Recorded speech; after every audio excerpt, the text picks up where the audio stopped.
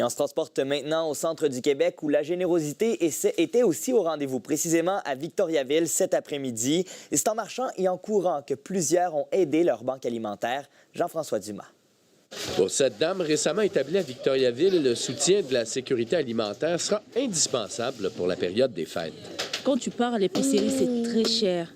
Tu peux dépenser au moins 200-300 $ de jour. Et surtout nous, que nous avons des enfants, c'est trop difficile pour nous. Face à cette réalité, la ville de Victoriaville a invité ses citoyens à marcher et courir vendredi avec un objectif précis: amasser argent et denrées pour l'unique banque alimentaire de la région. Chaque année, on doit penser à ceux qui sont plus vulnérables, qui ont moins de moyens, qui vivent peut-être seuls la période des fêtes. Notre population qui est en besoin pour certains secteurs. Donc, avec la sécurité alimentaire, des dons en argent, en denrées. Puis regardez l'effet que ça donne pour un beau vendredi juste avant les fêtes. C'est magnifique. Un événement incontournable pour plusieurs.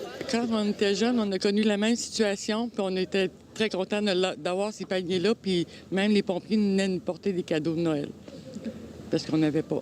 C'est important de stimuler les saines habitudes de vie. En plus, on fait ça pour une bonne cause, la sécurité alimentaire. Fait que je peux pas manquer ça. Cette générosité citoyenne est bienvenue selon le directeur général de la sécurité alimentaire, confronté à une augmentation importante des demandes comparativement à l'an dernier. Cette année, il y a vraiment un 20 % d'augmentation qui est due à tout ce qu'on sait là, au niveau économique. Et puis, ce coup de pouce permettra notamment de garnir ces paniers de Noël dont la distribution s'amorce aujourd'hui. Ici Jean-François Dumas, Radio-Canada, Victoriaville.